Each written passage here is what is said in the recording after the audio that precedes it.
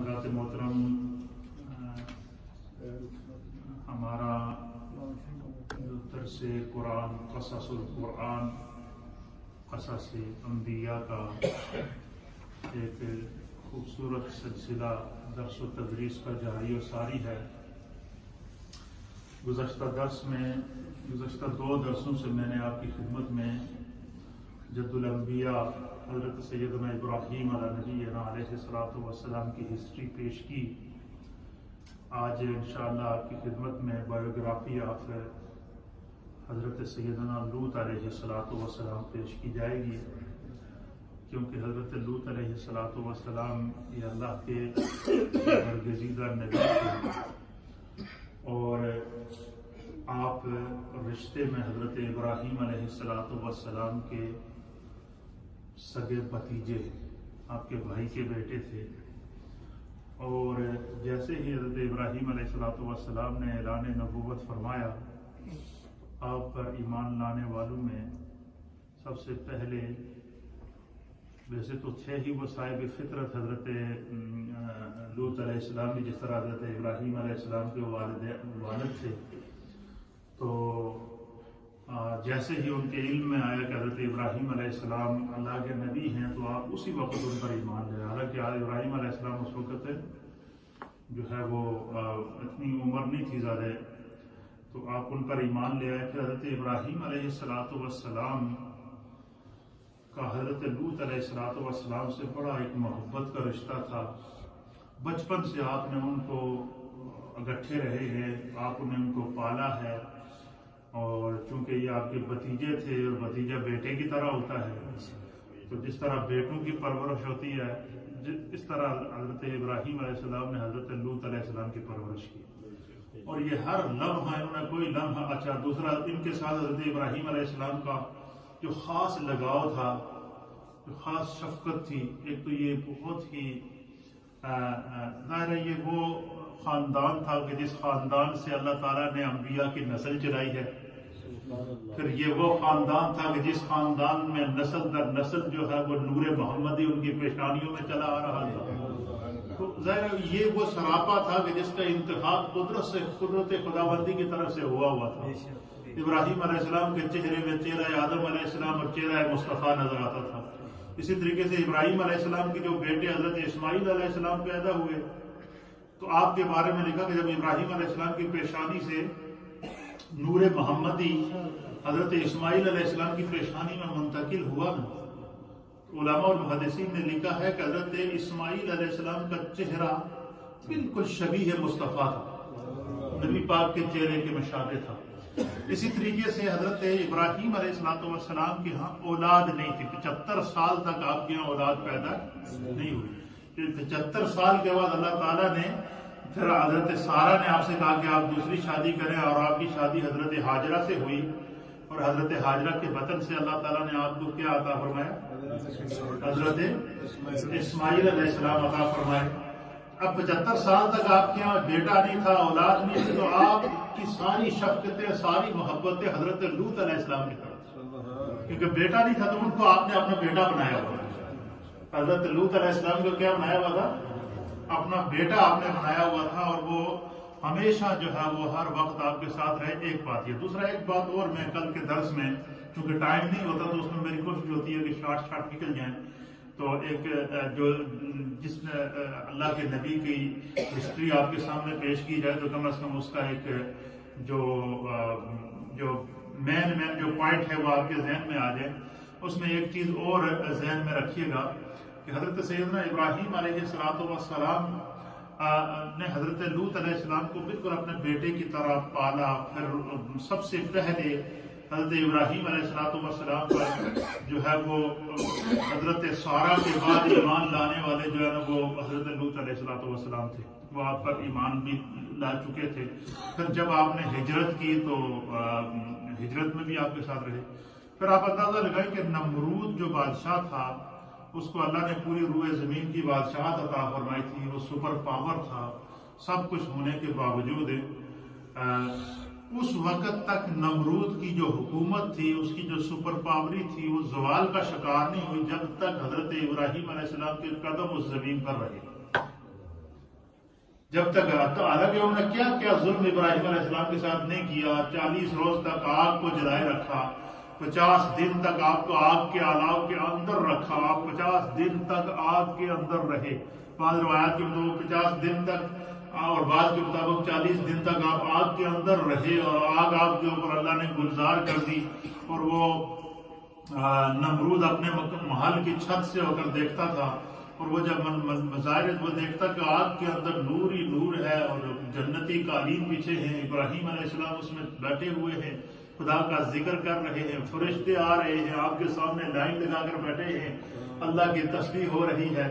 1 دن نہیں, 2 دن نہیں, 40 دن تک یہ منظر دیکھنے کے بعد بھی وہ شکی لوگ آپ پر ایمان نہیں لائے, آپ پر ایمان نہیں لائے. اس کے بعد پھر جب آپ آگ سے باہر نکلے تو آپ جو ہے وہ پھر آپ نے وہیں سے ہجرت کا ارادہ کیا. تو آپ کے ساتھ حضرت لوط علیہ السلام, حضرت سارہ. تو حضرت لوط علیہ السلام کو حضرت ابراہیم علیہ السلام نے بیٹوں کی طرح پالا تھا, اور ان سے بڑی شفقت اور بڑی محبت تھی. پھر آپ اندازہ لگائیں کہ 75 سال کے بعد خدا نے آپ کو جب اولاد عطا فرمائی, تو اس سے پہلے آپ نے حضرت لوط علیہ السلام کو بالکل جیسے اپنا ایک بیٹا ہوتا ہے اسی طریقے سے آپ نے ان کو رکھا تھا, اور وہ بے حد ان سے محبت کرتے تھے, اور لوط علیہ السلام حضرت ابراہیم علیہ السلام سے بے حد محبت کرتے تھے.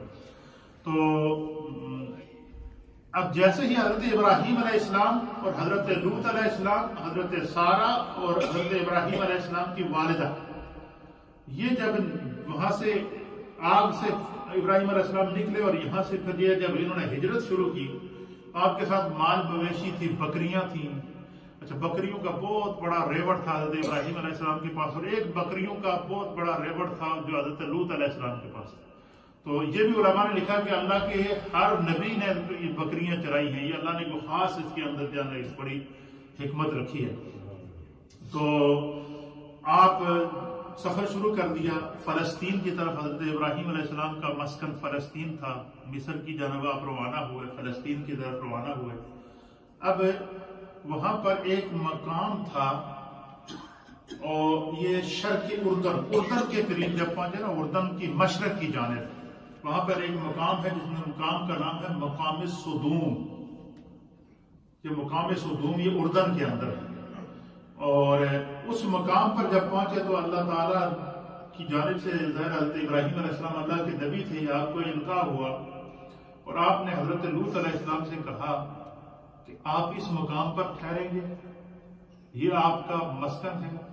خدا اللہ تعالیٰ نے کی جانب سے, کیونکہ آپ اللہ کے نبی ہیں, اللہ نے آپ کو نبوت عطا کی ہے, تو آپ اس مقام پر ٹھہریں گے. اور یہاں پر جو آباد لوگ ہیں, یہ جو شہر صدوم تھا اردن کا, یہ سب سے زیادہ آبادی والا علاقہ تھا. اور جس وقت حضرت لوط علیہ السلام اس علاقے میں داخل ہوئے تو اس کی آبادی 4 لاکھ تھی. کتنی تھی؟ 4 لاکھ لوگوں کی جانب اللہ نے آپ کو نبی بنا کر بھیجا. اور پھر آپ حیران ہوں گے سنیں گے کہ جب اس قوم پر عذاب آیا, ان کی بے اعتدالیوں کی وجہ سے, گناہوں کی وجہ سے, بدعمالیوں کی وجہ سے, بد اخلاقیوں اور برائیوں کی وجہ سے, اور بد کرداریوں کی وجہ سے ان پر جب عذاب آیا, تو حضرت لوط علیہ السلام نے ان کو 20 سال تک اللہ کے دین کی تعلیم دی اور دعوت دی, لیکن وہ نہیں مانی. ان میں سے صرف حضرت لوط علیہ السلام کی 2 بیٹیاں آپ پر ایمان لائی, باقی پوری قوم میں سے ایک بھی نہیں لائی. اس حد تک انہوں نے جو ہے اس سرکشی کی, نافرمانی کی. ایک بات یہ. دوسرا بات یہ ہے کہ اس سے پہلے جتنی قوموں پر عذاب نازل ہوا, جیسے قوم نوح علیہ السلام پر عذاب نازل ہوا, قوم ہود علیہ السلام پر عذاب نازل ہوا, اور اسی طریقے سے جو ہے وہ دیگر انبیاء کے اقوام پر عذاب نازل ہوا. تو عذاب نوح بھی بہت بڑا عذاب تھا کہ پوری کی پوری نسلیں غرق ہو گئی. لیکن اللہ تعالیٰ نے پھر بھی اس طوفان نوح میں سے جن کو بچانا تھا ان کو بچایا اللہ نے, اور پھر وہیں سے اللہ تعالیٰ نے پھر نسل انسانی کو دوبارہ پیدا کیا. کہتے ہیں اللہ سابقہ امم کے اوپر, سابقہ اقوام پر جتنے خدا کے عذاب آئے ہیں, ان تمام عذابوں میں سے سب سے سخت عذاب اگر کسی قوم پر آیا تو وہ قوم لوط پر آیا. اس کی میں آگے تفصیلات بیان کروں گا, آپ سنیں گے تو آپ آدمی کانپ جاتا ہے کہ خداوند قدوس کا جب غضب آتا ہے اور اللہ کی جب پکڑ آتی ہے تو یہ خدا کا فیصلہ ہے کہ ان بطش ربک لشدید، کہ خدا کی پکڑ پھر اتنی سخت ہوتی ہے کہ اس کے آگے پھر کسی کا کوئی چارہ نہیں چلتا، پھر اللہ کی پکڑ سے ہمیشہ بچنا چاہیے۔ اور ان تمام عذابوں کو مختلف انداز سے مختلف صورتوں میں اور اسی طریقے سے سورۃ الاعراف کے اندر اللہ تعالیٰ نے اس کو بیان فرمایا، اور قرآن کریم کی مختلف صورتوں کے اندر سورۃ الشعراء کے اندر ہے، پھر اس کے علاوہ جو ہے وہ سورۃ الاعراف ہے، سورۃ الشعراء ہے، سورہ العنکبوت ہے، اور تقریباً کوئی 10 کے قریب صورتیں ہیں جن صورتوں کے اندر اللہ تعالیٰ نے حضرت لوط علیہ السلام کا تذکرہ، ان کی قوم کی نافرمانیاں اور ان پر نازل ہونے والے عذاب کا ذکر کیا۔ لیکن سب سے پہلے، اور یہاں یہ بات جو میں آپ کو بتانا چاہتا تھا وہ یہ کہ نمرود سپر پاور تھا، اس کے پاس دنیا کی سب سے بڑی طاقت، پوری دنیا کی بادشاہت تھی، لیکن اس وقت تک اس کی حکومت قائم رہی جب تک اس زمین پر ابراہیم علیہ السلام کے قدم رہے۔ اب جب ابراہیم علیہ السلام نے ہجرت کی، وہ علاقہ چھوڑا، انہوں نے اپنے ظلم کی انتہا کر دی، جیسے ہی وہ علاقہ آپ چھوڑ کر اس کے سلطنت سے باہر نکل کر مصر میں داخل ہوئے تو نمرود پر زوال آنا شروع ہو گیا۔ اور اب وہ کچھ لوگوں میں جب ابراہیم علیہ السلام کو دعوت دیتے نا، تو اس کو مفسرین اور محدثین نے لکھا ہے کہ نمرود کیا تھا، اپنی ان کا مذاق اڑاتا، اپنی فوج سے کہتا کہ ایک پہاڑ پہ چلے جاؤ، اور جب وہ ابراہیم کا خدا ادھر کہتا ہے آسمان پہ رہتا ہے تو اس سے جنگ کرو۔ کیا کہتا اس حد تک سرکشی کو مذاق اڑاتا کہ وہ پہاڑ پہ فوج کو کہتا چلے جاؤ، سنا ہے ابراہیم کہہ رہا ہے کہ میرا خدا آسمانوں پہ رہتا ہے تو ابراہیم کے خدا سے جنگ کرو۔ تو وہ کیا کرتے کہ وہ پہاڑ پر جا کر جو ہے نا وہ آسمان کی طرف تیر برساتے، اور خدا کی قدرت، تیر اوپر جاتا اور جب تیر نیچے آتا تو تیر کے ساتھ خون لگا ہوتا تھا۔ تو یہ نیچے جشن بناتے، خوشیاں مناتے کہ ابراہیم کا خدا زخمی ہو رہا ہے، نعوذ باللہ من ذالک۔ یہ کیا کرتے تھے، عقلوں پہ پردہ پڑ گیا تھا نا، عقل پہ پردہ پڑ گیا۔ آپ مجھے بتائیں، نار نمرود ٹھنڈی پڑ گئی، نار نمرود ابراہیم علیہ السلام پر گلزار ہو گئی، 40 دن تک جس آگ نے ابراہیم علیہ السلام کو نہیں جلایا، اور اتنے بڑے معجزات دیکھنے کے باوجود اگر وہ ابراہیم علیہ السلام پر ایمان نہیں لائے تو پھر اس سے بڑی بدقسمتی اور کیا ہو سکتی تھی۔ تو پھر اس نے کہا جی کہ جب اس نے چیلنج کیا اور بار بار خدا کی غضب کو پکارا، تو اب پھر ابراہیم علیہ السلام ہجرت کر گئے۔ پھر اس نے پھر قوم سے خطاب کیا کہ دیکھو جی نبوت کا دعویٰ کیا تھا تو ہم سے ڈر کر بھاگ گیا ہے۔ اب اللہ یہ چاہتا تھا کہ جب تک نمرود اور اس کی تباہی اور اس کی حکومت زوال کا شکار ہو، کم از کم اس سرزمین پر ابراہیم علیہ السلام کے قدم نہ رہے۔ اور جس زمین پر، یہی وجہ ہے کہ قرآن کریم فرقان مجید سابقہ عموم پر عذاب نازل ہو جاتے تھے۔ اب اللہ فرماتا ہے کہ محبوب ہم جو نبی پاک کی امتیں ہیں، ہم میں ان سے بڑے بڑے گناہ گار موجود ہیں، بڑے بڑے گناہ ہم کرتے ہیں، بڑے بڑے جرم کرتے ہیں، ہم پر عذاب کیوں نہیں آتا؟ اللہ فرماتا ہے کیونکہ اس سرزمین پر مصطفیٰ موجود ہے۔ اور یہ پوری روئے زمین والا عصر کہہ کہ اللہ نے زمانے کی قسم کھا دی کہ قیامت تک زمین کا چاہے شرق ہو یا غرب ہو یا شمال ہو یا جنوب ہو، شرق کہتے ہیں جو ہے وہ ایسٹ، ویسٹ، نارتھ اور ساؤتھ، زمین کی جو 4 جہتیں ہیں، اور میں ان 4 جہتوں کے اندر اب جو ہے قیامت تک کے لیے مصطفیٰ کا سکہ چلے گا۔ نبی پاک چونکہ آخری نبی ہیں، آپ جو دین لے کر آئے وہ خاتم الادیان ہے، تو اس لیے جب تک نبی پاک موجود ہیں، اب نبی پاک کی امت سے، نبی پاک کے صدقے اللہ نے قیامت تک کے لیے عذاب زمین سے اٹھا لی۔ ورنہ سابقہ امتوں پر جب عذاب نازل ہوتے تھے، رات کو کوئی جرم کرتا تھا، صبح اس کی پیشانی پہ لکھا ہوتا تھا کہ آج رات کو اس نے یہ گناہ کیا، وہ جب باہر نکلتا تو لوگ اس کو لان تان کرتے کہ تیرے یہ کرتوت ہے۔ اگر وہ کہے میں نے نہیں کیا تھا، وہ کہتے ہیں تیرے ماتھے پہ لکھا تو کیا، کیسے کہتا ہے نہیں کیا؟ اب مجھے بتائیں کہ کسی انسان کے ماتھے پہ لکھا ہوا اگر رات کو اس نے یہ گناہ کیا ہو، اب وہ جب لوگ دن کو اس کو لان تان کرتے تو وہ کیا کرتا، وہ لوگوں سے منہ چھپا کے پھرتا۔ کتنا بڑا یہ ذلت والا عذاب تھا۔ پھر جب ابراہیم علیہ السلام ہجرت کر گئے، پھر اس نے جب بغاوت، سرکشی عروج پر ہو گئی، لوگوں سے سجدے کرانا شروع کر دیے، کہتا میں نے ابراہیم کے خدا کے ساتھ جنگ کی ہے اور وہ زخمی ہو رہا، نعوذ باللہ من ذالک۔ اللہ نے پھر ایک مچھر کو حکم دیا اپنی مخلوق میں سے کہ جا کر اس کو بتاؤ کہ تیری سپر پاوری خدا کے مقابلے میں کیا حیثیت رکھتی ہے۔ اب مفسرین نے لکھا، محدثین نے، کہ مچھر کیا ہوتا ہے؟ مچھر آیا اڑتا ہوا، وہ اس کے ناک میں گھسا، ناک سے گھستا ہوا یہاں دماغ چلا گیا۔ اب وہ مچھر اس کے دماغ میں ٹھہرتا اور وہ کیا کرتا، دماغ کے اندر بیٹھ کے مچھر اس کو دماغ سے اندر ایسے کر کے پاؤں مارتا، کاٹتا۔ جب اس کو کاٹتا تو وہ کبھی دیوار کے ساتھ ٹکرے مارتا۔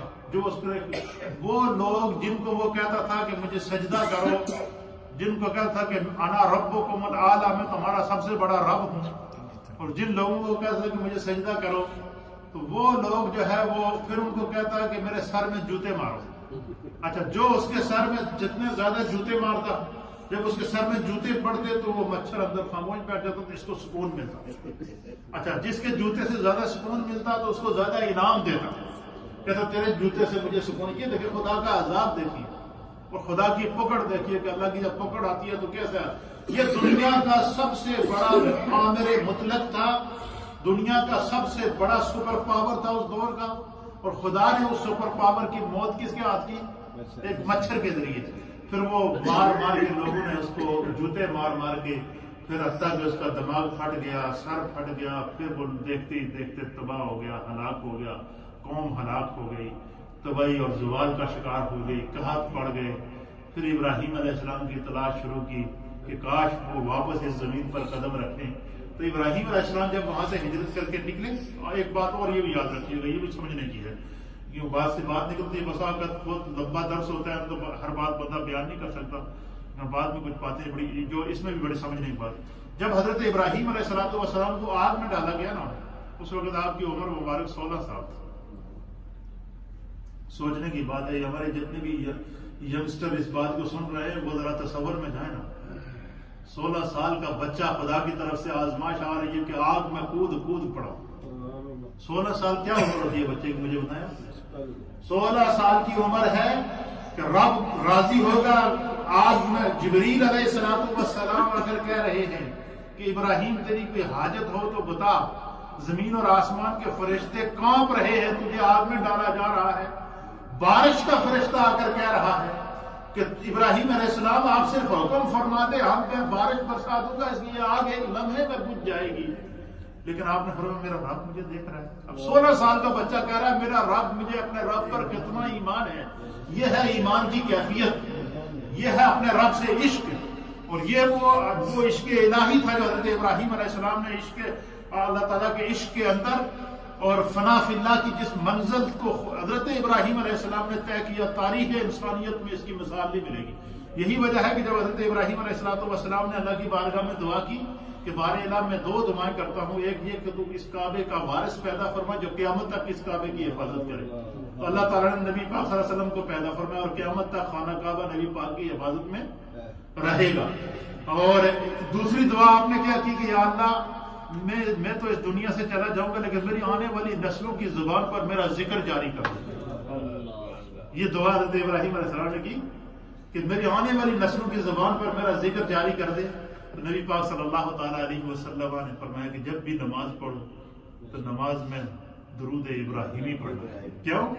آپ نے فرمایا کہ ہمارے باپ حضرت سیدنا ابراہیم نے خدا سے یہ دعا مانگ کر لی ہے کہ میری آنے والی نسلوں کی زبان پر میرا ذکر جاری فرما۔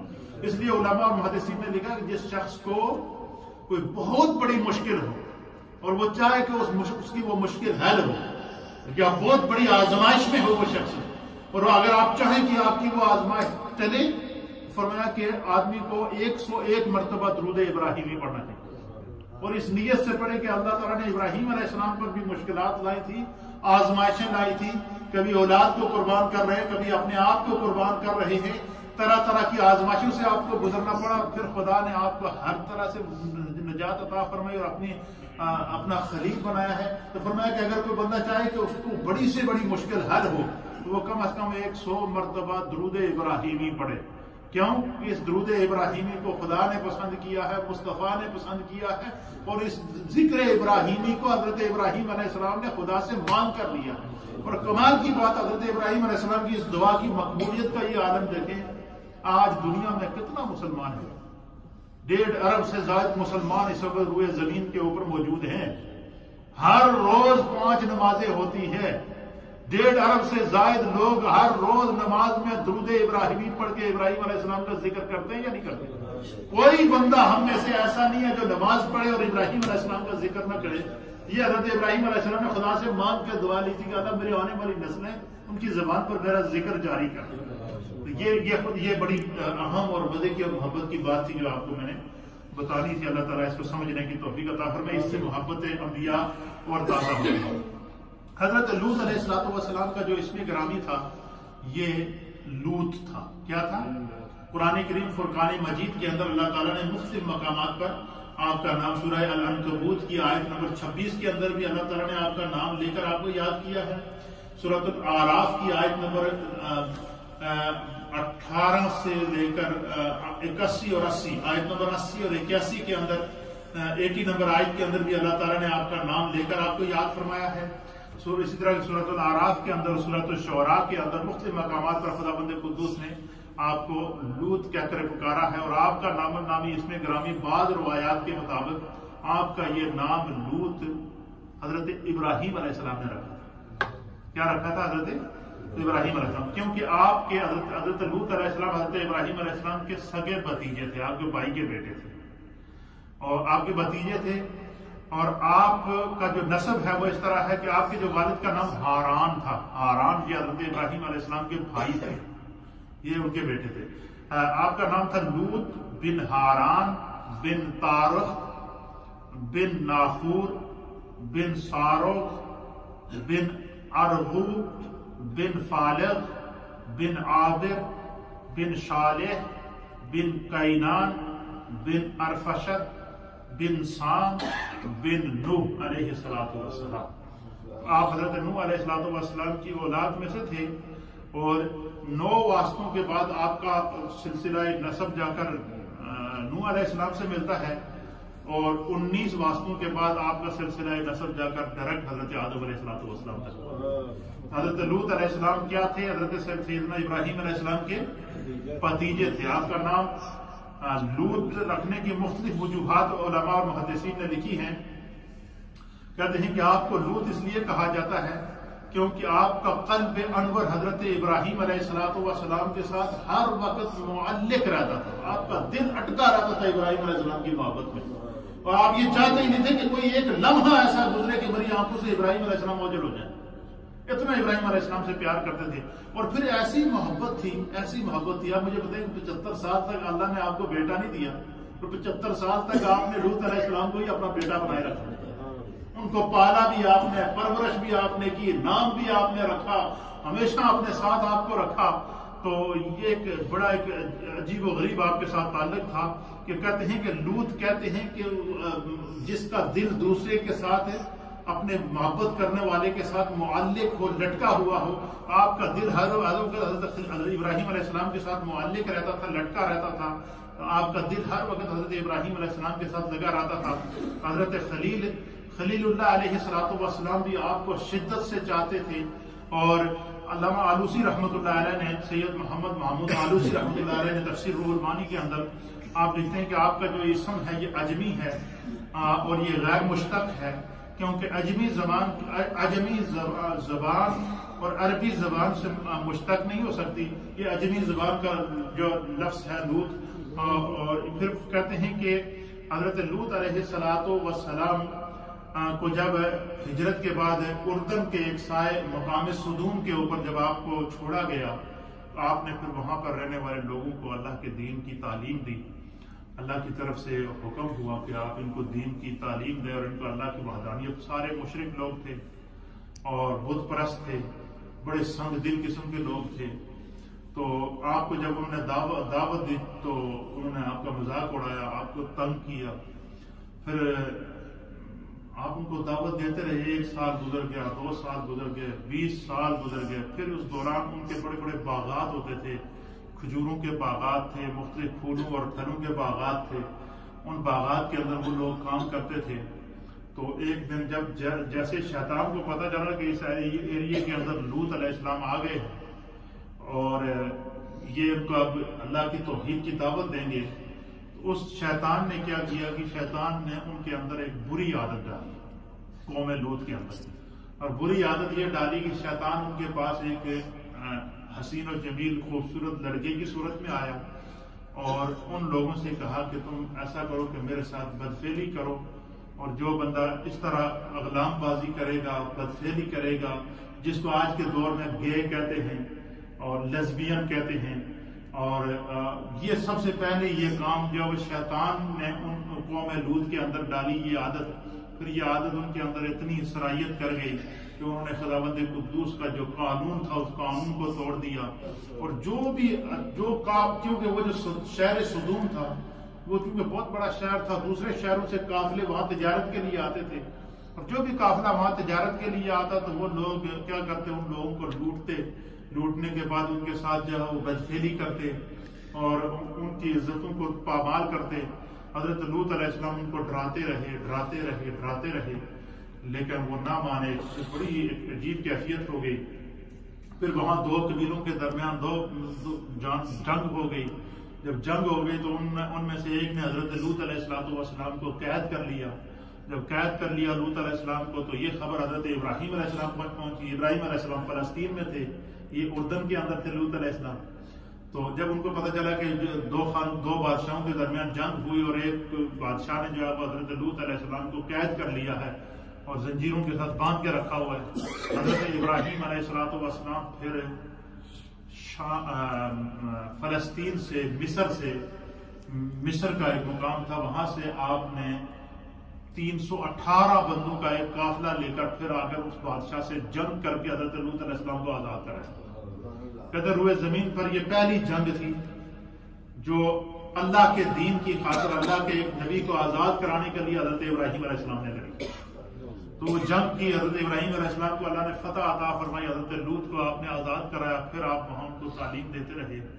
پھر اس قوم کے اوپر جو عذاب آیا وہ عذاب اس طرح آیا کہ جب وہ بالکل ساری حدوں کو پار کر چکے، مرد کے ساتھ بدفعلی کر رہا ہے، عورتیں گھر میں بانجھ بیٹھی ہوئی ہیں، ایک عجیب و غریب ان کی کیفیت، یہ وہ پہلا انسانی حادثہ تھا کہ انسان اپنی فطرت کے خلاف گیا۔ حالانکہ اس سے پہلے آپ دیکھیں کہ تاریخ ہمیں یہ بتاتی ہے کہ اللہ تعالیٰ نے جب طوفان نوح لایا تو طوفان نوح کے وقت بھی اللہ تعالیٰ نے حضرت نوح علیہ السلام سے کیا فرمایا کہ ہر جانور کی نسل نر اور مادہ، مذکر اور مونس، میل اور فیمیل، ہر جانور کی جوڑا آپ اس کے اندر رکھیں۔ اسی طریقے سے انسان جو ہے، مرد اور خواتین جو آپ پر ایمان لا چکے ہیں، ان کو اس کشتی کے اندر بٹھائیں۔ تو گویا قانون فطرت بھی جانوروں تک کے اندر یہ ہے کہ اس میں بھی اللہ تعالیٰ نے نر اور مادہ پیدا کیے ہیں۔ جانور کو بھی آپ دیکھیں گے، جانور حالانکہ جانور کو عقل تو نہیں ہوتی نا، لیکن جانور بھی جب مباشرت کرتا ہے تو وہ اپنی فیمیل کے ساتھ کرتا ہے، میل کے ساتھ نہیں کرتا۔ یعنی اس حد تک انسان اپنی اقدار کو گرا چکا تھا، اس حد تک قوم لوط کی عقلوں پر پردہ پڑ چکا تھا کہ وہ مرد کے ساتھ بدفعلی کر رہا تھا۔ یہاں سے پھر انسانیت کی تباہی شروع ہوئی، زوال شروع ہوا۔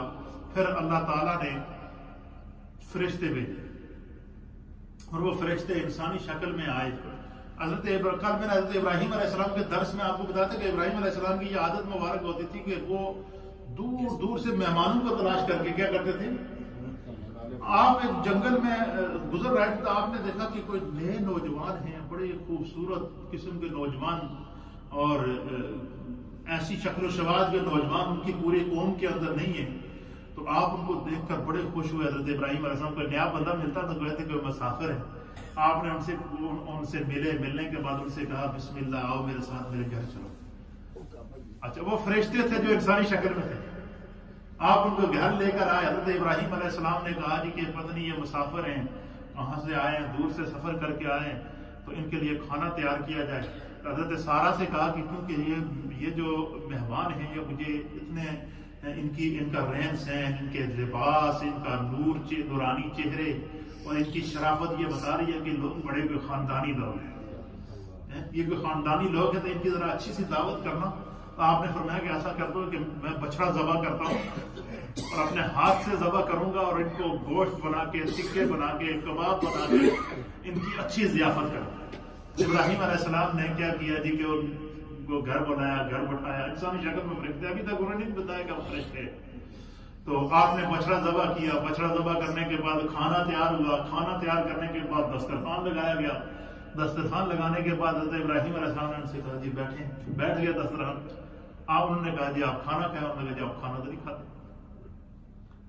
حضرت ابراہیم علیہ السلام نے کہا میں نے اتنی محبت سے کھانا تیار کیا ہے، چلو اگر نہیں آپ نے کھانا ہے تو کم از کم اتنا تھوڑی میری دل جوئی کے لیے کھا لیں۔ اب انہوں نے دیکھا کہ جب حضرت ابراہیم علیہ السلام کا اصرار بڑھ رہا ہے، انہوں نے حضرت ابراہیم علیہ السلام سے فرمایا کہ ہم اللہ کے فرشتے ہیں، خدا نے ہمیں بھیجا ہے، ہم آپ کے بیٹے لوط کی قوم پر عذاب نازل کرنے کے لیے جا رہے ہیں، ہم عذاب کے فرشتے ہیں، لیکن اللہ تعالیٰ نے ہمیں فرمایا تھا کہ میرے لوط کی قوم پر عذاب نازل کرنے سے پہلے، چونکہ لوط کا تعلق ابراہیم کے ساتھ ہے اور ان کا دل ہمیشہ ابراہیم کے ساتھ معلق رہتا ہے، لٹکا رہتا ہے، اور ابراہیم علیہ السلام کا دل ہمیشہ لوط علیہ السلام کی طرف متوجہ رہتا ہے، تو آپ اس علاقے میں جانے سے پہلے ابراہیم کو آگاہ کر دینا کہ ہم لوط کی قوم پر عذاب نازل کرنے جا رہے ہیں۔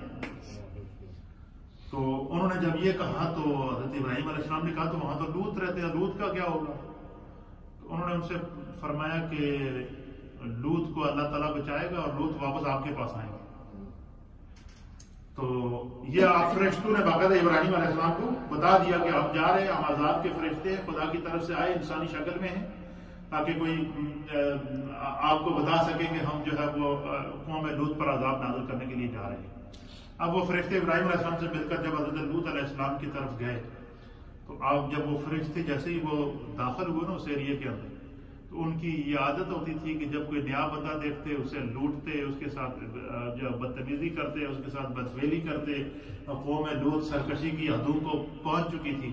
انہوں نے جب دیکھا کہ بڑے خوبصورت نوجوان قسم کے لوگ ہیں، بندے ہیں، اور وہ آئے سیدھا حضرت لوط علیہ السلام کے پاس۔ لوط علیہ السلام سے بھی آ کر انہوں نے یہ نہیں کہا کہ ہم جو ہے وہ فرشتے ہیں، بلکہ ان سے آ کر ملے تو ان سے کہا جی کہ ہم مسافر ہیں، تو ہم آپ کے پاس رہنے کے لیے آئے۔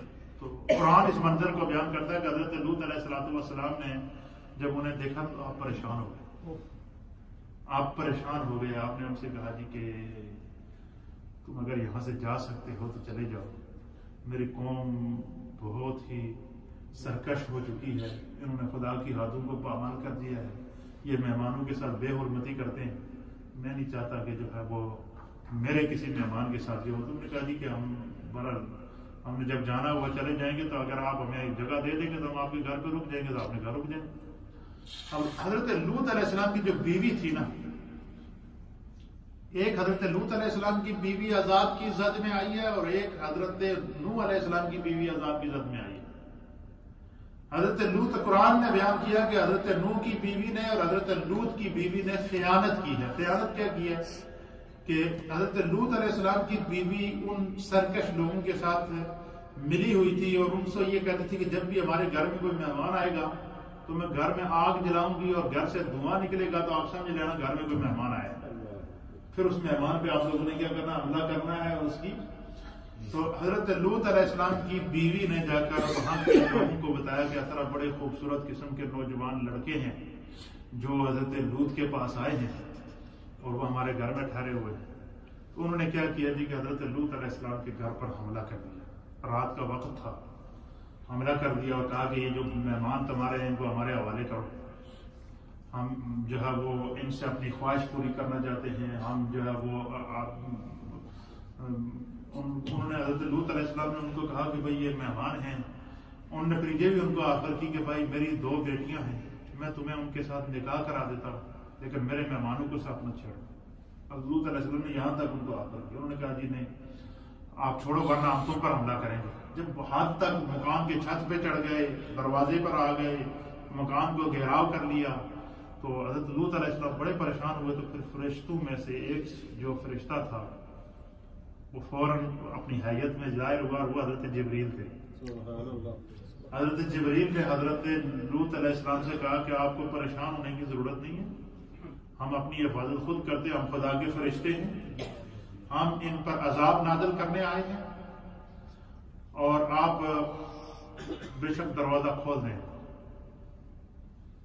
جب حضرت لوط علیہ السلام کو یقین ہو گیا، جب انہوں نے دروازہ کھولا نا، جانوروں کی طرح انہوں نے جب ان فرشتوں پر حملہ کیا تو حضرت جبرائیل علیہ السلام نے ان کے اوپر اپنا پر مارا. مفسرین نے لکھا ہے، قرآن بھی اس طرح اشارہ کرتا ہے، جب جبرائیل علیہ السلام نے ان پر مارا نا تو ان کے چہروں سے خون اور ان کی جو آنکھیں تھی وہ آنکھیں اپنے ڈیلوں سے باہر نکل کر زمین پر اس طرح گری جیسے پتھر نہیں پڑے ہوتے.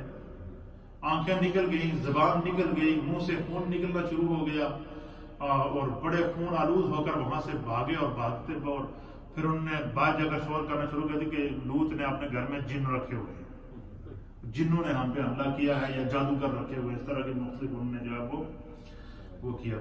پھر حضرت جبرائیل نے حضرت لوط سے کہا کہ اللہ کا حکم ہے کہ اس بستی کو ہم نے الٹنا ہے، ان پر عذاب نازل کرنا ہے، لہذا آپ رات ہی رات اپنی ساتھ اپنی ان 2 بیٹیوں کو لے کر جو ہے وہ یہاں سے ہجرت کریں گے. آپ جیسے ہی یہ علاقہ چھوڑیں گے تو اس پر عذاب آئے. تو حضرت لوط نے کہا جی کہ میں کہاں جاؤں؟ آپ نے کہا جی کہ آپ حضرت ابراہیم علیہ السلام کے پاس چلے جائیں. اچھا، حضرت ابراہیم علیہ اردن سے مصر تک کا جو سفر تھا وہ 1 دن اور 1 رات بلکہ اس سے بھی زیادہ تھا پیدل سفر. تو انہوں نے کہا جی میں کیسے پہنچوں گا؟ انہوں نے کہا جی آپ یہاں سے نکلیں، پہنچانا آپ کا کام ہے. مفسرین نے لکھا جیسے حضرت لوط علیہ السلام اپنی بیٹیوں کو لے کر نکلے، اپنی بیوی کو بھی کہا تم بھی ساتھ چلو، وہ بھی ساتھ چلی، لیکن راستے سے پھر بھاگ گئے، راستے میں پھر بدبختی آنی تھی، پھر بھاگ گئے. تو اب علماء نے لکھا کہ وہ جو زمین تھی نا وہ زمین کلوز ہو گئی. اللہ نے زمین کو کیا کر دیا؟ کلوز کر دیا. وہ زمین کو آپس میں قریب کر دیا، زمین کو ملا دیا، اور چند گھنٹوں کے اندر حضرت لوط علیہ السلام وہ اردن کی سرزمین، وہ جو سدوم کی جو سرزمین تھی جہاں پر ان کی قوم آباد تھی، وہ علاقہ چھوڑ کر آپ جو ہے وہ فلسطین میں یا مصر کے علاقے کے اندر داخل ہو چکے تھے جہاں ابراہیم علیہ السلام تھے. جب وہاں پہنچے تو اب قرآن کریم فرقان مجید نے عذاب کو بیان فرمایا ہے سورہ ہود کی آیت نمبر 82 کے اندر. اسی طریقے سے جو ہے وہ مختلف آیات کے اندر جو ہے وہ سورہ ہود کے اندر بھی، سورۃ الشعراء کے اندر بھی، سورہ الحجر کے اندر بھی اللہ تعالیٰ نے عذاب قوم لوط کو بیان فرمایا ہے. اور پھر وہ عذاب جو ان کے اوپر سب سے پہلا اللہ کی طرف سے نازل ہوا وہ یہ عذاب نازل ہوا کہ اللہ نے ان پر پتھروں کی بارش. اچھا، پتھروں کی بارش کیسے کی؟ قرآن نے اس کو بیان فرمایا کہ اللہ تعالیٰ نے ان پر جو پتھروں کی بارش کی ہے وہ اس طرح اللہ نے ان پر پتھروں کی بارش کی کہ پتھر آسمان سے آتا تھا اور وہ پتھر آگ، اس کے اندر آگ لگی ہوتی تھی پتھر کے اندر، اور آگ سے سرخ ہوتا تھا. کیا ہوتا تھا؟ سرخ پتھر ہوتا تھا، آگ تھا. اور ہر پتھر کے اوپر اس نے جس شخص کو ہلاک کرنا تھا اس کا نام لکھا ہوتا. سب سے پہلا جو خدا کی طرف سے ان پہ عذاب آیا، اور یہ عذاب کس وجہ سے آیا؟ یہ جو ہمارے ملک کے اندر RSC کا قانون پاس ہو رہا ہے، یہ جس کو ہم گے کہتے ہیں، لیزبین کہتے ہیں، یا یہ جس کو ہم لواطت کہتے ہیں، یا اغلام بازی اس کو اردو کے اندر کہتے ہیں، لواطت اس کو کہتے ہیں. اور یہ جو جس قانون کے بارے میں ہم لوگوں کو بیدار کر رہے ہیں کہ ہماری نسلوں کے اوپر جو ہے وہ ہم اپنی نسلوں کو کس طرف لے جا رہے ہیں، تو یہی وہ قانون تھا جس کی وجہ سے اس قوم پر عذاب نازل ہوا. تو سب سے پہلے اللہ نے ان کے اوپر بارش نازل کی پتھروں کی، اور ہر پتھر آگ کا گولا تھا، جیسے آگ لگی ہوئی ہوتی تھی. اور ہر شخص فرماتے ہیں کہ 4 لاکھ سے زائد آبادی تھی. ہر شخص کی ہر پتھر پہ ہر شخص کا نام لکھا ہوتا تھا. جس طرح کہ قرآن کریم فرقان مجید اس منظر کو بیان فرماتا ہے کہ جب ابراہ بادشاہ نے خانہ کعبہ پر حملہ کیا تو اللہ تعالیٰ نے ابابیلوں کو بھیجا. سورہ فیل کے اندر اللہ اس واقعے کو بیان فرماتا ہے کہ الم تر کیف فعل ربک باصحاب الفیل، کہ محبوب آپ نے نہیں دیکھا کہ اللہ تعالیٰ نے فیل والوں کے ساتھ، ہاتھی والوں کے ساتھ کیا کیا؟ وہ کیا کرتے ہیں کہ وہ جتنی ابراہ کی فوج تھی نا، مفسرین نے لکھا کہ ایک ابابیل کے پاس 3 کنکر ہوتے تھے. ایک کنکر اس کی چونچ میں ہوتا تھا، ایک اس کی ایک پاؤں میں ہوتا تھا، اور ایک اس کے دوسرے پاؤں میں ہوتا تھا. اور وہ اوپر سے اور ہر کنکر کے اوپر ہر مرنے والے کا نام لکھا ہوتا تھا. وہ کنکر اوپر سے پھینکتی تھی وہ ابابیل، وہ بندے کے سر پہ لگتا، بندے کو چیرتا ہوا، جس ہاتھی پر وہ بیٹھتا تھا اس ہاتھی کو چیرتا ہوا ان کو زمین کے اندر دھسا دیتا تھا. وہ تو خالی کنکر تھے. کنکر کہتے ہیں چھوٹے پتھر کو، جس کو ہم کنکریٹ کہتے ہیں. کیا کہتے ہیں؟ کہ جب کنکریٹ کرتے ہیں مکانوں کے اندر چھوٹے چھوٹے پتھر ہوتے ہیں نا، لیکن ان پہ جو نازل ہوا عذاب وہ کنکر کا عذاب نہیں تھا، بڑے بڑے پتھروں کا عذاب. بڑا گول گول پتھر آتا اوپر سے، آگ کا پتھر ہوتا، وہ آگ کے ساتھ سرخ ہوا ہوا تھا. ہر پتھر پر ہر ہلاک ہونے والے کا نام لکھا ہوتا تھا. یہ صاحب روح المانی نے اس کو نقل فرمایا ہے، صاحب روح البیان نے اس کو نقل فرمایا ہے. تاریخ طبری کے اندر اس عذاب کی کیفیات کو بیان کیا گیا ہے. اسی طریقے سے تفسیر تبیان القرآن کے اندر علامہ غلام رسول سعیدی صاحب نے نقل فرمایا ہے. ضیاء الامت حضرت پیر محمد کرم شاہ صاحب الازہری رحمۃ اللہ علیہ نے نقل فرمایا ہے. قصص القرآن کے اندر یہ اس کی کیفیات موجود ہیں. اسی طریقے سے تقریباً جتنے مفسرین ہیں، علامہ جلال الدین سیوطی رحمۃ اللہ علیہ نے در منصور کے اندر جتنے مفسرین ہیں ان نے سورۃ الاعراف کے اندر جو ہے وہ جہاں حضرت لوط علیہ السلام کی قوم اور اسی طرح سورہ ہود کے اندر جو ان کے عذاب کا ذکر ہے اس کے تحت یہ ساری روایات کو باقاعدہ نقل فرمایا. پھر احادیث کے اندر نبی پاک صلی اللہ علیہ وسلم نے تمام کیفیات کو بیان فرمایا ہے. پر آپ فرماتے ہیں کہ جو ہے وہ جب ان پر وہ پتھر نازل ہوتے نا تو پھر وہ پتھر نے ان کو غرق کر دیا. پھر اللہ تعالیٰ نے حکم دیا زمین کو. پھر جبریل علیہ السلام نے فرمایا کہ زمین کو، اس سدوم کی زمین کو جڑوں سے اٹھائے. کہاں سے اٹھایا؟ روایات کے اندر آتا ہے کہ کون سی جڑوں سے اٹھایا. اس کے بارے میں مفسرین نے لکھا ہے کہ وہ اس کی کیفیت یہ تھی کہ قرآن کریم فرقان مجید کی سورۃ الہود کی آیت نمبر 82 کے اندر اللہ تعالیٰ فرماتا ہے کہ فَلَمَّا جَاءَ أَمْرُنَا، پھر ہمارا حکم آ گیا ان کے اوپر. اور کیا حکم آیا؟ اللہ کی طرف سے عذاب کا حکم آ گیا کہ جعلنا علیہا سافلہا وامطرنا علیہا حجارتا من سجیل منضود. اللہ فرماتا ہے کہ وامطرنا، مطر یمطر، مطرن کا معنی ہے بارش. عربی میں بارش کو کیا کہتے ہیں؟ مطر. وامطرنا علیہا حجارتا.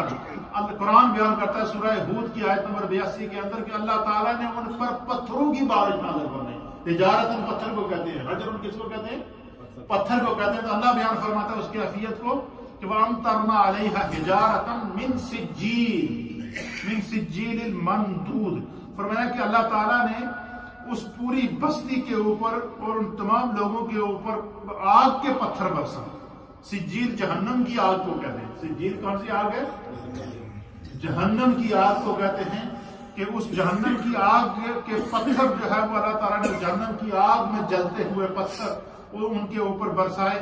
اور ان پتھروں نے ان کو جو ہے وہ اس بستی کو اور ان ظالموں کو نست و نابود کر دیا کہ ہر پتھر کے اوپر ہر جو ہے وہ لوتی کا نام لکھا ہوتا تھا. ہر قوم لوط کے جو ہے وہ فرد کا نام لکھا ہوتا تھا.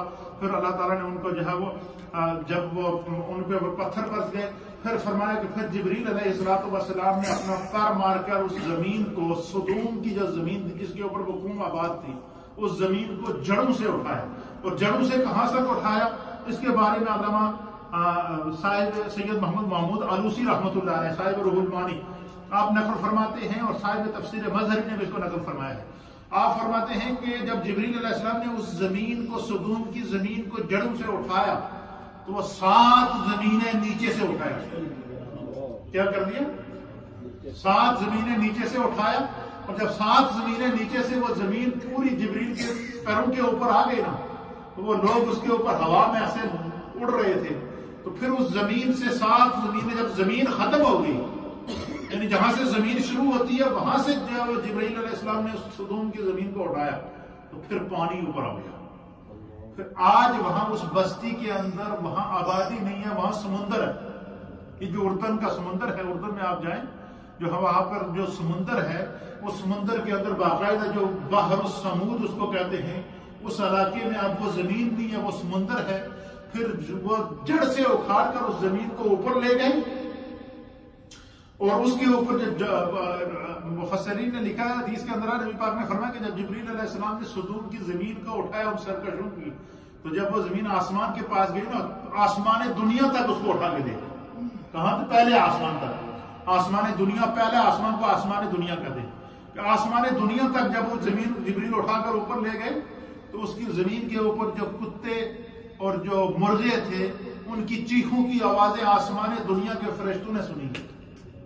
پھر کیا کیا؟ آسمان دنیا سے پھر جبریل علیہ السلام نے اس زمین کو الٹ کیا. کیا کیا؟ پہلے پتھروں کی بارش، پھر زمین کو جڑ سے اٹھایا. قوم لوط کو صرف اس اغلام بازی کی وجہ سے، لواطت کی وجہ سے، ہم جنس پرستی کی وجہ سے، اس جرم کی خدا نے ان کو سزا دی. یہ وہ جرم تھا جس کی وجہ سے اللہ تعالیٰ اور جتنے انبیاء کی قوموں پر عذاب نازل ہوئے ہیں ان میں سے یہ تاریخ انسانیت کا اور تاریخ یہ پوری زمین کی تاریخ کا سب سے سخت عذاب یہ تھا کہ یہ آسمان دنیا تک اس زمین کو اٹھایا، سدوم کی زمین کو، پھر اللہ نے ان کو الٹا کیا. اس زمین کو جب الٹا کیا، اب وہ 7 زمینیں جو اوپر تھے وہ 7 زمینیں نیچے چلے گئے. کتنے؟ 7 زمینیں نیچے چلے گئے. پھر اوپر پانی آ گیا. اب بھی اس سرزمین کے اوپر آبادی نہیں ہے، وہ پورے کی پوری زمین اس کے اندر جو ہے وہ سمندر کے اندر غرق ہو چکی ہے. اب مفسرین نے لکھا ہے کہ اس ایریے میں جہاں پر آپ سمندر ہے اور جہاں پہلے عذاب آیا تھا، اس ایریے سے اگر کوئی مچھلی گزرتی ہے نا وہ بھی مر جاتی ہے.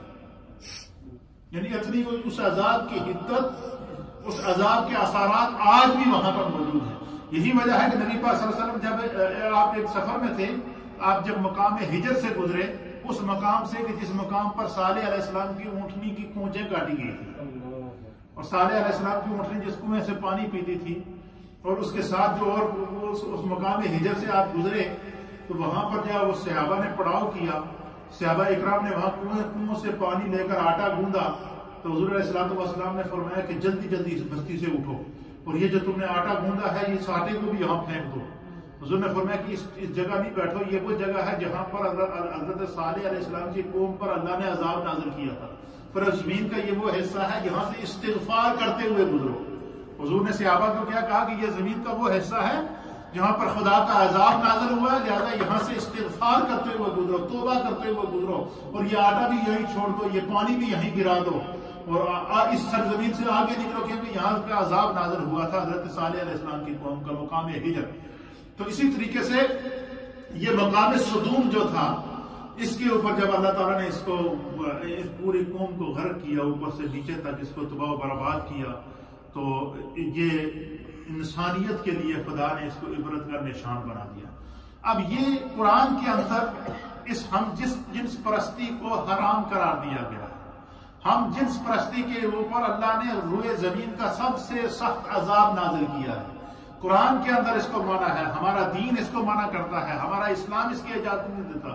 ہم جس ملک کے اندر رہ رہے ہیں، یہ ملک جو ہے یہ یہاں کا کانسٹیٹیوشن جو یہاں کے رہنے والوں کو یہ حق دیتا ہے کہ یہاں کے رہنے والے اپنے مذہب کے مطابق اپنی زندگی گزارے.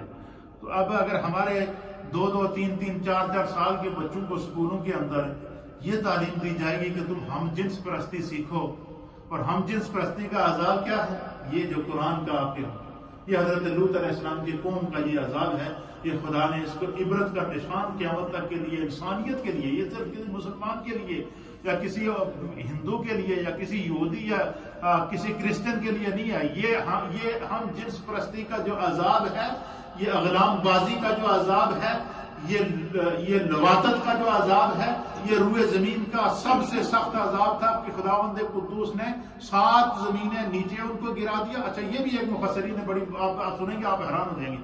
قوم لوط کا ایک شخص تھا، جب عذاب نازل ہو رہا تھا تو وہ حرم شریف گیا ہوا تھا. کہاں گیا ہوا تھا؟ حرم شریف گیا تھا، خانہ کعبہ میں. تو وہ پتھر، ہر پتھر کے اوپر ہر ایک کے ہلاکت کا نام لکھا ہوا تھا، کہ وہ پتھر جس پتھر کے اوپر اس شخص کا نام لکھا ہوا تھا کہ یہ پتھر اس شخص کو ہلاک کرے گا. مفسرین نے لکھا ہے، حدیث کے اندر آتا ہے، نبی پاک صلی اللہ علیہ وسلم نے اس طرح اشارہ دیا ہے، اور مفسرین نے لکھا ہے کہ وہ پتھر اس وقت تک ہوا میں رہا جب تک وہ حرم میں رہا، کیونکہ حرم کے اندر عذاب تو نہیں، حدود حرم میں تھا. وہ حدود حرم میں خدا عذاب نہیں نازل کر سکتا تھا. اللہ تعالیٰ کا یہ قانون ہے، فیصلہ ہے کہ حرم ہے، تو وہ جب تک وہ حرم میں رہا، قوم لوط کا ایک شخص، باقی تو سب ہلاک ہو گئے، تباہ ہو گئے، زمین غرق ہو گئی، اوپر کی زمین نیچے چلی گئی۔ لوط علیہ السلام حضرت ابراہیم علیہ السلام کے پاس اپنی بیٹیوں کو لے کر چلے گئے، اور پوری کی پوری بستی انسانوں سمیت غرق ہو گئی۔ وہ ایک پتھر ہوا میں لٹک رہا، اس سے آگ جلتی ہوئی نظر آ رہی تھی سب کو، اس کا شعلہ سب کو نظر آ رہا تھا، وہ آگ میں جو سرخ ہوا تھا وہ ہوا میں لٹک رہا تھا، وہ اس وقت تک ہوا میں رہا کہ وہ کتنے دن حرم میں رہا۔ جیسے ہی وہ شخص قوم لوط کا وہ شخص حرم سے نکل کر واپس آیا نا، حدود حرم کو جیسے اس نے چھوڑا، وہ پتھر آ کے اس کے سر میں لگا، اس کو 7 زمینیں نیچے لے کر گیا۔ اتنے دن تک وہ پتھر اس کا انتظار کرتا رہا، کیوں کہ وہ ساری کی ساری قوم جو تھی وہ کیا تھی، وہ ہم جنس پرستی کرتے تھے، وہ مرد سے بدفعلی کرتا تھا۔ اور اس کے اوپر 2 حدیثیں ہیں، میں آپ کی خدمت میں پیش کر دیتا ہوں تاکہ اس سے ہمارا اور ایمان تازہ ہو جائے گا کہ نبی پاک صلی اللہ علیہ وسلم نے یہ سارا واقعہ بیان کرنے کے بعد حضور نے اپنی امت کو کتنا ڈرایا ہے کہ اپنے آپ کو بھی بچاؤ اور اپنی اولاد کو بھی بچاؤ۔ حضرت امام حسن رضی اللہ تعالیٰ عنہ سے حدیث کے راوی ہیں، آپ بیان کرتے ہیں کہ نبی اکرم صلی اللہ تعالیٰ علیہ وآلہ وسلم نے ارشاد فرمایا کہ قوم لوط کی 10 عادتوں کی وجہ سے اللہ نے ان کو ہلاک کیا ہے۔ قوم لوط کی 10 عادتوں کی وجہ سے خدا نے کیا کیا، ان کو ہلاک کیا ہے۔ حضور نے فرمایا کہ میں اپنی امت کے بارے میں بہت فکر مند ہوں، میری امت میں 10 کے بجائے 11 عادتیں پائی جائیں گی، 10 کے بجائے کیا پائی جائیں گی، 11 عادتیں پائی جائیں گی۔ پھر حضور علیہ السلام نے فرمایا کہ وہ عادتیں کون کون سی ہوں گی؟ سرکار نے فرمایا اپنے آپ کو اس سے بچاؤ اگر تم خدا کے عذاب سے بچنا چاہتے ہو۔ حضور نے فرمایا کہ سب سے پہلی ان کی عادت کیا، میری امت کی کیا عادت ہوگی، وہ 10 عادتیں کون سی تھی جس کی وجہ سے قوم لوط کو ہلاک کیا گیا؟ حضور نے فرمایا کہ قوم لوط کی پہلی عادت یہ تھی کہ ان کے مرد ہم جنس پرست تھے۔ کیا تھے؟ اور اس حدیث کو کنز العمال کے اندر نقل کیا گیا ہے، اسی طرح تاریخ دمشق کے اندر یہ حدیث موجود ہے، اور اس حدیث کا نمبر ہے 10,314۔ نبی پاک صلی اللہ علیہ وسلم حضرت امام حسن فرماتے ہیں کہ حضور علیہ السلام نے فرمایا کہ قوم لوط کو 10 خراب عادتوں کی وجہ سے خدا نے ان پر عذاب نازل کیا۔ ان میں سے پہلی عادت کیا تھی؟ فرمایا ان میں سے پہلی عادت یہ تھی کہ اللہ نے کہ وہ ہم جنس پرست تھے، مرد کے ساتھ بدفعلی کرتا تھا، اس وجہ سے خدا نے ان پر عذاب نازل فرمایا۔ دوسری عادت کیا تھی؟ غلیل سے شکار کرتے تھے۔ تیسری عادت کیا تھی؟ کنکریاں مارتے تھے ایک دوسرے کو، حمام کے اندر ننگے کھیلتے تھے، دف بجاتے تھے، شراب پیتے تھے، داڑھی منڈاتے تھے۔ یہ صحیح حدیث کے حضور علیہ السلام فرماتے ہیں، یہ ان کی عادتیں تھی۔ مونچھیں لمبی رکھتے تھے اور سیٹیاں بجاتے تھے، تالیاں پیٹتے تھے، ریشم پہنتے تھے۔ اور حضور علیہ السلام نے فرمایا کہ میری امت میں ان میں سے ایک عادت اور زیادہ ہوگی، اور وہ عادت زیادہ کیا ہوگی آپ سنیں گے تو آپ دیکھیں گے کہ 1400 سال پہلے میرے آقا علیہ السلام نے کیا فرمایا۔ حضور نے فرمایا میری امت میں ان میں سے ایک عادت اور زیادہ ہوگی، خدا میری امت پر رحم فرمائے۔ وہ عادت کیا ہوگی؟ حضور نے فرمایا کہ عورتیں عورتوں سے جنسی خواہش پوری کریں گی۔ کیا یہ بات آج کل ہے یا نہیں ہے کہ جن کو لیزبین کہتے ہیں؟ لیزبین کون ہے؟ عورت سے شادی کر رہی ہے، مرد سے شادی کر رہا ہے۔ بچوں کو، ہمارے چھوٹے چھوٹے بچوں کو جو یہ اسکول کے اندر جو RSC کی اور LGBT کی جو تعلیم دی جا رہی ہے، اس میں کیا سکھایا جا رہا ہے؟ تمہاری 2 مامز۔ بچے کو یہ بتایا جا رہا نہیں کہ تمہاری 2 مامز ہوں گی، تمہیں 2 مامز مبارک ہوں، 2 مامز ہیں تمہاری، 2 ڈیڈ ہیں تمہارے۔ یہ چیزیں ہمارے بچوں کے ذہن میں ڈالی جا رہی ہے۔ 1400 سال پہلے، آج سے 1400 سال پہلے نبی پاک صلی اللہ علیہ وسلم نے اس کی نشاندہی کی۔ حضور نے فرمایا قوم لوط کی 10 عادتیں تھیں جن کی وجہ سے وہ ہلاک ہوئی ہے، اور میری امت میں ایک عادت اس سے زیادہ ہوگی، اور وہ عادت کیا ہوگی؟ عورتیں عورتوں سے جنسی خواہش پوری کریں گی۔ اللہ تعالیٰ حفاظت فرمائے ہمارے پورے معاشرے کی۔ اور یہ ساری چیزیں جو ہے اس کے اندر بہت سارے واقعات، پھر ایک اور حدیث یہ بھی سماعت فرما کر بات ختم کرتے ہیں۔ پھر حضرت ابو ہریرہ بیان کرتے ہیں کہ نبی اکرم صلی اللہ علیہ وسلم نے فرمایا کہ اللہ تعالیٰ اپنی مخلوق میں سے 7 قسم کے لوگوں پر 7 مرتبہ 7 آسمانوں سے لعنت فرماتا ہے۔ اللہ تعالیٰ اپنی مخلوق میں 7 قسم کے لوگوں پر 7 آسمانوں سے لعنت فرماتا ہے۔ کتنا بڑا جملہ ہے، آپ دیکھیں۔ اللہ تعالیٰ اپنی مخلوق میں سے 7 قسم کے لوگوں پر ساتوں آسمانی ایسے وہ بدبخت لوگ ہیں کہ ساتوں آسمانوں سے خدا کی طرف سے ان پر لعنت برستی ہے، اسی طرح ساتوں زمینوں سے خدا کی طرف سے ان پر لعنت برستی ہے۔ اور وہ کیا ہے؟ فرمایا کہ ان میں سے اللہ کے حبیب علیہ السلام نے فرمایا کہ ان میں سے ہر ایک پر 3 بار اس لعنت کو دہراتا ہے۔ اور وہ کیا ہے؟ فرمایا کہ جس نے قوم لوط کا عمل کیا، جس نے حضور نے فرمایا کہ جس نے قوم لوط کا عمل کیا وہ ملعون ہے۔ پھر سرکار نے فرمایا جس نے قوم لوط کا عمل کیا اس پر خدا 7 آسمانوں اور 7 زمینوں سے لعنت بھیجتا ہے۔ جس نے قوم لوط کا عمل کیا حضور نے فرمایا اس پر خدا 7 آسمانوں اور 7 زمینوں سے لعنت بھیجتا ہے۔ یہ جملہ سرکار دو عالم صلی اللہ علیہ وسلم نے اس حدیث میں 3 دفعہ دہرایا۔ کتنی دفعہ دہرایا؟ 3 دفعہ دہرایا کہ جو شخص ہم جنس پرستی کرتا ہے، مرد کے ساتھ بدفعلی کرتا ہے یا عورت کے ساتھ جو ہم جنس پرستی کرتی ہے، حضور علیہ الصلوۃ والسلام نے فرمایا کہ خداوند قدوس اس پر 7 آسمانوں اور 7 زمینوں سے لعنت بھیجتا ہے، خدا کی طرف سے اس پر لعنت برستی ہے۔ فرمایا کہ دوسرا کون سا ہے؟ حضور نے فرمایا دوسرا جس نے غیر اللہ کے نام پر کسی جانور کو ذبح کیا، فرمایا وہ بھی ملعون ہے۔ فرمایا کہ پھر حضور علیہ السلام نے فرمایا کہ اس شخص پر بھی 7 زمینوں اور 7 آسمانوں سے اللہ کی طرف سے لعنت برستی ہے جس نے کسی جانور کے ساتھ بدفعلی کی۔ ایسے بھی ظالم موجود ہیں کہ جو جانوروں کو بھی اس کام کے لیے کیا کرتے ہیں؟ استعمال کرتے ہیں۔ فرمایا اس پر 7 زمینوں اور 7 آسمان لعنت بھیجتے ہیں۔ فرمایا کہ جس نے اپنے ماں باپ کے ساتھ تعلق توڑا، اپنے ماں باپ کو تنگ کیا، اپنے ماں باپ کی نافرمانی کی اور اپنے ماں باپ کے ساتھ تعلق توڑا، نبی پاک صلی اللہ علیہ وسلم نے فرمایا کہ خدا اللہ کی 7 زمینیں اور 7 آسمان اس پر لعنت بھیجتے ہیں۔ اس میں ہمارے نوجوانوں کے لیے، بچیوں کے لیے، ان بچوں کے لیے یہ پیغام ہے جو کہتے ہیں کہ ہم اپنی زندگی کے مالک ہیں اور جن ماں باپ نے ان کو پالا ہے، ان کو بڑھایا ہے، ان کو شادیاں کرائی ہیں، ان کے ساتھ محنتیں کی ہیں، اور جب تم جوان ہو جاؤ اور تم کہو کہ تمہارے اپنے والدین کو پوچھو ہی نا، اس سے بڑی بدبختی کیا ہوتی ہے؟ حضور نے فرمایا کہ جو شخص اپنے ماں باپ کا نافرمان ہے 7 زمینیں اور 7 آسمان اس پر لعنت بھیجتے ہیں۔ کتنا بڑا یہ عذاب ہے۔ پھر نبی پاک صلی اللہ علیہ وسلم نے فرمایا کہ اس شخص پر بھی 7 زمینیں اور 7 آسمان لعنت بھیجتے ہیں جس نے ماں اور بیٹی دونوں کے ساتھ نکاح کیا، ماں اور بیٹی دونوں کے ساتھ کیا ہو، اگٹھے نکاح کیا ہو۔ فرمایا کہ اس پر جو ہے وہ لعنت ہے۔ فرمایا کہ جس نے اللہ تعالیٰ کی حدود کو بدلا، جو شخص اللہ تعالیٰ کی حدود اور قانون کو بدلنے کی کوشش کرتا ہے، اب یہ خدا کا قانون ہے، اللہ نے ایک فطرت میں رکھا ہے کہ اللہ تعالیٰ نے وَخَلَقْنَاكُمْ أَزْوَاجًا، قرآن اللہ فرماتا ہے کہ اللہ نے ہر چیز کو جوڑا پیدا کیا، جانور ہیں وہ میل اور فیمیل ہیں، انسان ہے وہ میل اور فیمیل ہیں، جن ہے وہ میل اور فیمیل ہیں، اسی طریقے سے کیڑے ہیں وہ میل اور فیمیل ہیں، مرغ پرندے ہیں تو وہ میل اور فیمیل ہیں، درخت ہیں تو وہ میل اور فیمیل ہیں، اچھا کہ جو زمین کے اندر بیج بوتے ہیں وہ اس کے اندر بھی میل اور فیمیل ہیں۔ تو یہ خدا کا قانون ہے۔ اب جو بندہ یہ کہے کہ مرد سے شادی کر رہا ہے وہ خدا کا قانون چینج کر رہا ہے، جو بندہ یہ کہے کہ عورت سے شادی کر سکتی ہے وہ خدا کا قانون چینج کر رہا ہے۔ تو اللہ کے حبیب علیہ الصلوۃ والسلام نے فرمایا کہ جس نے حدود الہی کو بدلا، جس نے خدا کے قانون کو بدلنے کی کوشش کی اپنے نفس کی خواہشات کو پورا کرنے کے لیے، زمین اور آسمان اس پر 7 مرتبہ لعنت بھیجتا ہے۔ یہ خدا کے 7 آسمانوں اور 7 زمینوں سے اس پر لعنت بھیجی جاتی ہے۔ اور فرمایا کہ جس نے اپنے آپ کو اپنے مالکوں کے غیر کی طرف منسوب کیا وہ ملعون ہے۔ کہ یعنی اللہ کے حبیب علیہ السلام، بعض لوگ ہوتے ہیں نا جو اپنا نسب چینج کر دیتے ہیں اور ہوتے کچھ ہیں اور لکھ کچھ دیتے ہیں۔